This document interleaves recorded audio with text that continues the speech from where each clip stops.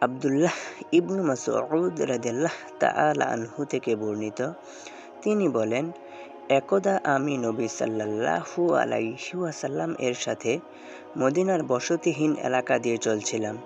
তিনি একখানি খেজুরের ডালে ভর দিয়ে একদল ইয়াহুদীর কাছ দিয়ে যাচ্ছিলেন।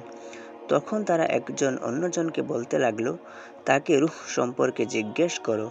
আরেকজন বলল, তাকে কোনো প্রশ্ন করো না, হয়তো এমন কোনো জবাব দিবেন যা তোমরা পছন্দ করো না।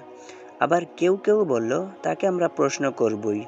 অতঃপর তাদের মধ্য হতে এক ব্যক্তি দাঁড়িয়ে বলল, হে আবুল কাসিম, রূহ কি? আল্লাহর রসুল সাল্লাল্লাহু আলাইহি ওয়াসাল্লাম চুপ করে রইলেন। আমি মনে মনে বললাম, তার প্রতি ওয়াহী অবতীর্ণ হচ্ছে, তাই আমি দাঁড়িয়ে রইলাম। অতঃপর যখন সে অবস্থা কেটে গেল, তখন তিনি বললেন, তারা তোমাকে রূহ সম্পর্কে প্রশ্ন করে, বলো, রূহ আমার প্রতিপালকের আদেশ ঘটিত এবং তাদেরকে সামান্যই জ্ঞান দেওয়া হয়েছে। সূরা বনী ইসরাঈল আয়াত 85। আমাশ রহমতুল্লাহ বলেন, এভাবেই আয়াতটিকে আমাদের কিরাআতে উতিতুম এর স্থলে উতু পড়া হয়েছে।